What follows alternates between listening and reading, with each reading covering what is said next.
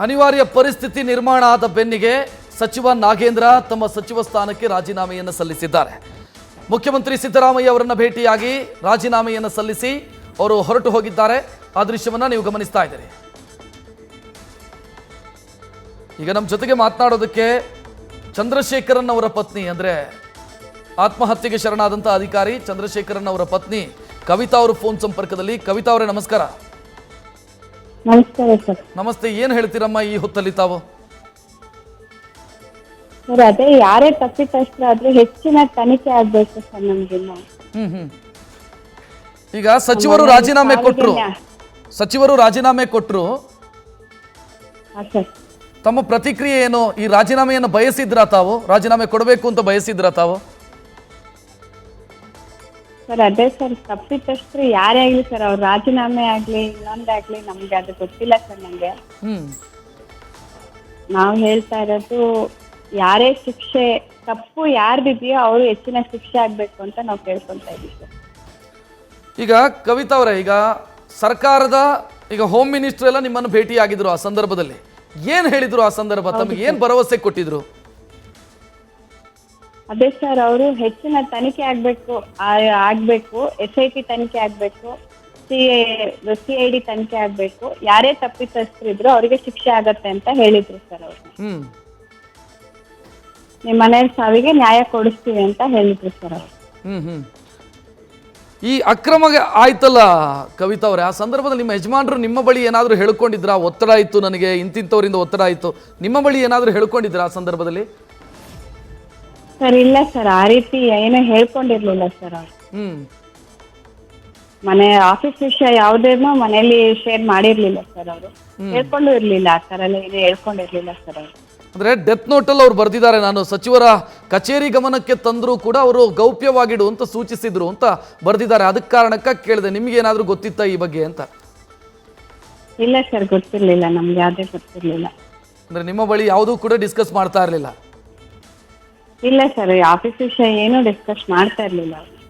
ನಮ್ಗೆ death note ನೋಡಿದ್ಮೇಲೆನೆ ಆಫೀಸಲ್ಲಿ ಇಷ್ಟೊಂದು ಪ್ರೆಷರ್ ಇದೆ ಅನ್ನೋದು ನಮ್ ಗಮನಕ್ಕೆ ಬಂದಿದ್ದೆ ಅವಾಗ್ಲೇ ಸರ್. ನಮಗೆ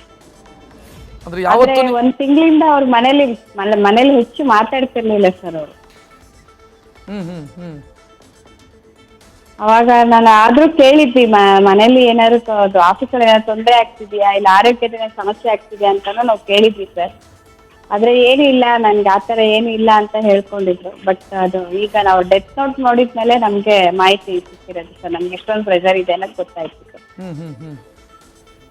ಓಕೆ ಕವಿತಾ ಅವರೇ, ಮಾತನಾಡಿಸ್ತೀನಿ ನಿಮ್ಮನ್ನ ಮತ್ತೆ. ಇದು ಕವಿತಾ ಅವರ ಮೊದಲ ಪ್ರತಿಕ್ರಿಯೆ. ನಾಗೇಂದ್ರ ಅವರ ತಲೆದಂಡದ ಬೆನ್ನಿಗೆ ಅವರು ಮಾತನಾಡಿದ್ದನ್ನು ನೋಡಿದ್ರಿ.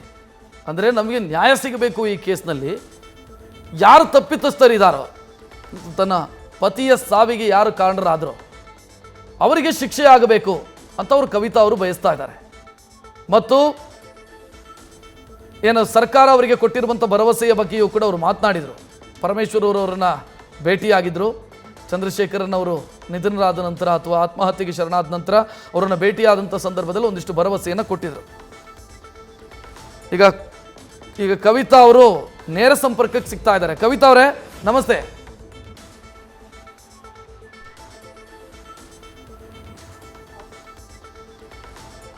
ನಮಸ್ತೆ. ತಾವು ಈಗಾಗಲೇ ಮಾತನಾಡ್ತಾ ಇದ್ರಿ ಕವಿತಾ ಅವರೇ. ನಮಸ್ತೆ ಸರ್. ಈಗ ಸಮಾಧಾನ ಆಯ್ತಾ? ಅಂದ್ರೆ ಹಲೋ, ಈ ಸಚಿವರ ರಾಜೀನಾಮೆ ತಮಗೆ ಸಮಾಧಾನ ತಂದಿದ್ಯಾ ಅಂತ ಕೇಳಿದೆ ನಾನು. ಹಾ ಸರ್, ಹೇಳಿ ಸರ್.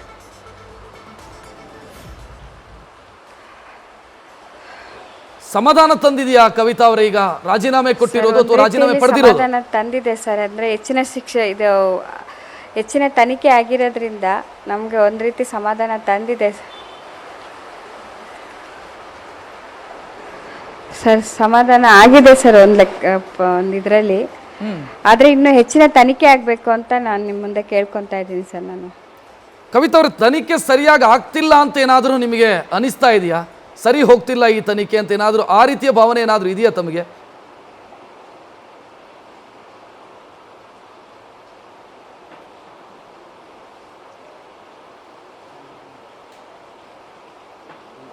ಸರ್, ಆ ರೀತಿ ಅಲ್ಲ. ಇವರು ಆತ್ಮಹತ್ಯೆ ಮಾಡ್ಕೊಳ್ಳೋದಕ್ಕೆ ಅಲ್ಲಿ ಒಳಗಡೆ ಇನ್ನು ಬರೀ ಅಮೌಂಟಿಂದ ಒಂದೇ ವಿಚಾರ ಹೇಳ್ತಾ ಇದ್ದಾರೆ ಸರ್. ಆದರೆ ಇವ್ರ ಮೇಲೆ ಯಾವ ರೀತಿ ಅವರು ಪ್ರಭಾವ ಬೀರಿದ್ದಾರೆ, ಯಾವ ಥರ ಪ್ರೆಷರ್ ಹಾಕಿದ್ದಾರೆ ಅನ್ನೋದು ನಮಗೆ ಮಾಹಿತಿ ಗೊತ್ತಾಗ್ತಾ ಇಲ್ಲ ಸರ್. ನಮಗೆ ಬರೀ ಅಮೌಂಟಿಂದ ಒಂದೇ ಹೇಳ್ತಾ ಇದ್ದಾರೆ ಸರ್. ಕರೆಕ್ಟು ಕವಿತಾ ಅವರೇ, ದುಡ್ಡು ರಿಕವರಿ ಆಗುತ್ತೆ ಅಥವಾ ಟ್ರಾನ್ಸ್ಫರ್ ಆದಂಥ ದುಡ್ಡನ್ನು ವಾಪಸ್ ಪಡಿಬೋದು, ಹೋದ ಜೀವವನ್ನು ವಾಪಸ್ ತರೋದಕ್ಕೆ ಸಾಧ್ಯ ಇಲ್ಲ.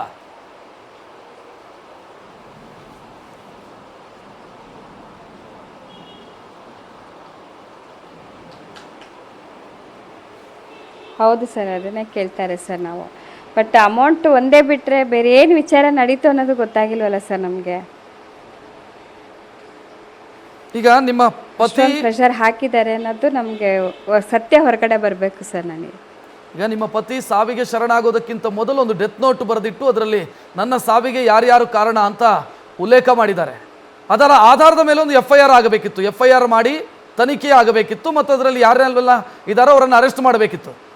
ಆ ಪ್ರಕ್ರಿಯೆ ಆಗಿದೆಯಾ ಕವಿತಾ ಅವರೇ? ಪೊಲೀಸರು ಏನಾದರೂ ತಮ್ಮ ತಮ್ಮ ತಮ್ಮ ಬಳಿಗೆ ಬಂದು ಇದ್ರ ಬಗ್ಗೆ ಏನಾದರೂ ಮಾತನಾಡಿದಾರಾ? ಹಾಂ ಸರ್ ಆಗಿದೆ ಸರ್. FIR ಆಗಿದೆ ಅವ್ರ ಮೇಲೆ. ಅವರು ಡೆತ್ ನೋಟಲ್ಲಿ ಯಾರು ಮೆನ್ಷನ್ ಮಾಡಿದ್ದಾರೋ ಅವ್ರ ಮೇಲೆಲ್ಲ FIR ಆಗಿದೆ. ಬಟ್ ಅದು ಅರೆಸ್ಟ್ ಆಗಿದ್ದಾರೆ ಅಂತ ಹೇಳಿದರು ಸರ್. ಆದರೆ ಅವ್ರನ್ನ ಹೆಸರು ಮಾತ್ರ ಅದು ಅರೆಸ್ಟ್ ಆಗಿದ್ದಾರೆ ಅಂತ ಮಾತ್ರ TVಯಲ್ಲಿ ಹೇಳಿದ್ದು ಅಷ್ಟೇ ಗೊತ್ತು ಸರ್.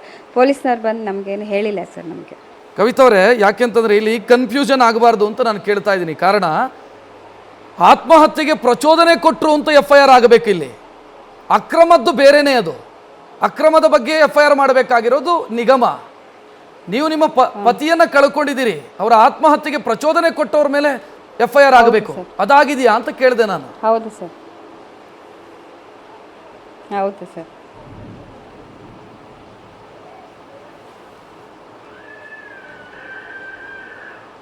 FIR ಆಗಿದೆ ಸರ್ ಅವ್ರ ಮೇಲೆ.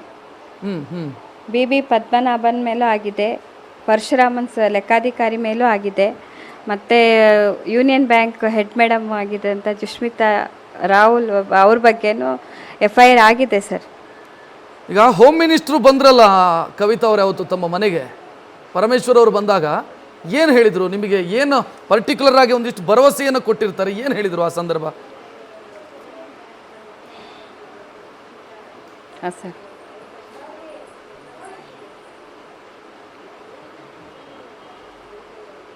ಸರ್, ಅದೇ ಅವರು ಉನ್ನತ ಇದಕ್ಕೆ ನಾವು ವಿಚಾರಣೆಗೆ ಒಳಪಡಿಸಿದ್ದೀವಿ. ಆ ತನಿಖೆಯಿಂದ ಹೊರಗೆ ಬಂದು ಯಾರೇ ವ್ಯಕ್ತಿ ತಪ್ಪಿತಸ್ಥರಾಗಿದ್ದರೂ ಅವ್ರ ಮೇಲೆ ಶಿಕ್ಷೆ ಆಗತ್ತೆ ಅಂತ ಹೇಳಿದ್ದಾರೆ ಸರ್. ನಿಮಗೆ ನ್ಯಾಯ ಕೊಡಿಸ್ತೀವಿ ಅಂತ ಹೇಳಿದ್ದಾರೆ ಸರ್ ಅವರು. ನ್ಯೂಸ್ ಫಸ್ಟ್ ನಿರ್ಭೀತಿಯಿಂದ ನಿಮ್ಮ ಪರವಾಗಿ.